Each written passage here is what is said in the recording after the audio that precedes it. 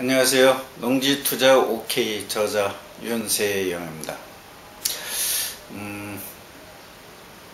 우선 오늘은 농지투자를 그동안 제가 하면서 또 이렇게 부동산 중개업에 종사하면서 느꼈던 것 중에서 안타까운 면들이 몇 가지 있어서 그 부분에 대해서 이야기를 나눠가고자 합니다. 그래서 농지투자 OK라는 책에 사실은 실으려고 했는데 분량이 방대하고 그래가지고 그 책에 넣지 못했던 부분, 그래서 이미 아시고 계시고 많은 분들이 구입을 해 주셨던 그 농지투자 OK 보조자료라는 여기에 실려 있는 이러한 내용을 앞으로 몇 번에 걸쳐서 좀 여러분들에게 전해드리고자 이렇게 자리를 마련했습니다.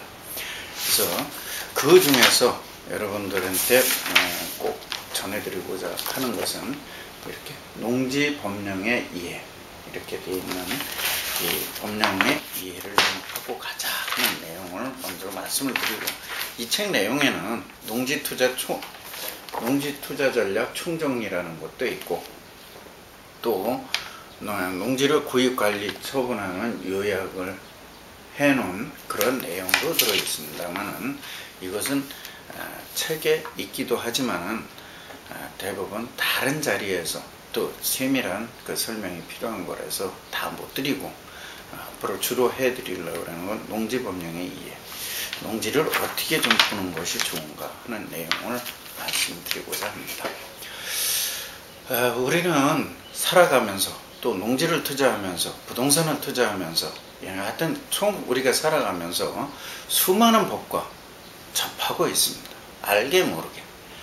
그러면서 그 법에 대한 보호도 받기도 하고, 그 법에 대한 제약도 받기도 하고, 규제도 받기도 하고, 이러한 것을 그러니까 책임과 의무를 다 준수해 가고 있다고 생각하면 되겠습니다.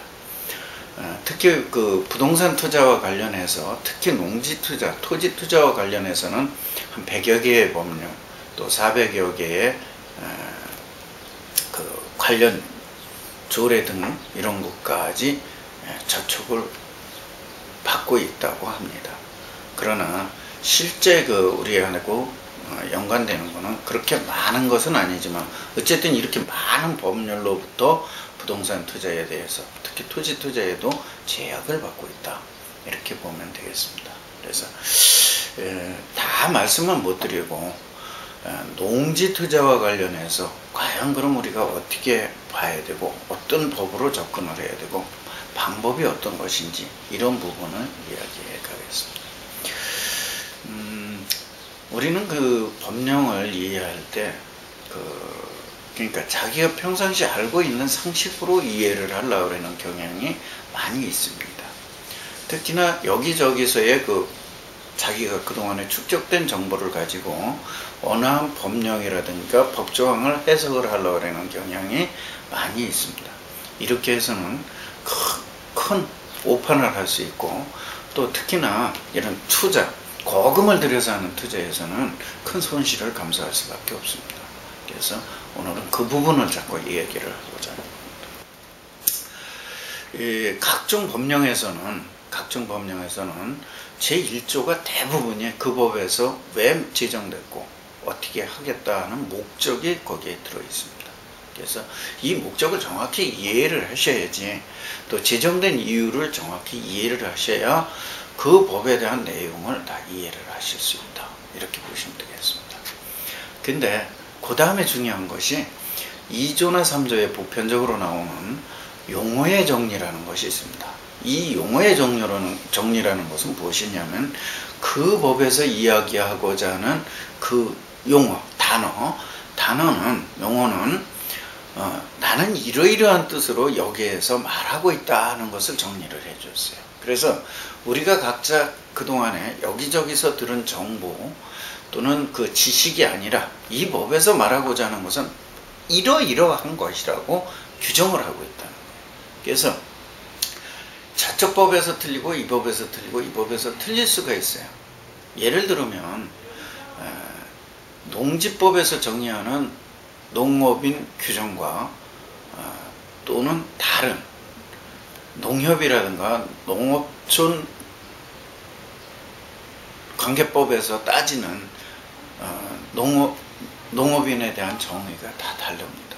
또 세법에서 따지는 것도 조금씩 다르고, 물론 대부분은 연관되어 있고 비슷하지만은 조금의 차이가 있어요.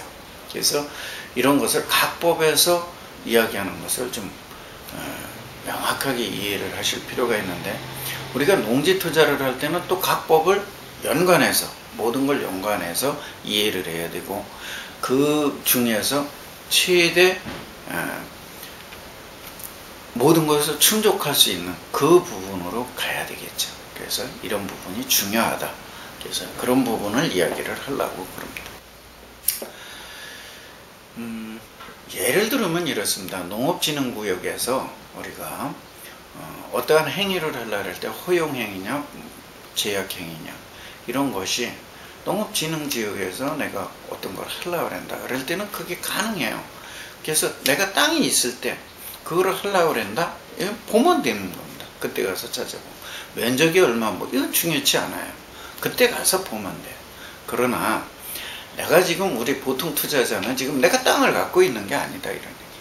지금 내가 대한민국 전체를 놓고 농지를 지금 할 것도 아니고 농지를 할까 임야를 할까 하는 과정에서 그럼 농지로 합치게 됐다. 그럼 농지를 하려고 할 때 용도지역이 어디 될 거? 뭐 안 정해져 있어요. 그렇기 때문에 그 뭐 면적이 얼마 이런 게 중요한 게 아니고 농업진흥지역에서는 농어촌 주택과 농업용 시설은 가능하구나. 이 정도 알면 되는 겁니다. 그 다음에 다른 지역에서는 뭐가 필요하다. 이렇게 알면 되는 거예요. 그 다음에 세부적인 건 들어가면 된다. 예. 그래서 우리가 이런 것을 좀 명확하게 이해하고 가자. 그래서 이제 향후 몇 번에 걸쳐서 각종 농지법 등에서 이야기하는 용어를 좀 여러분들이 이해하기 쉽게 또는 같이 그 용어에 대해서 좀 생각해 보는 시간을 갖도록 하겠습니다. 네, 감사합니다.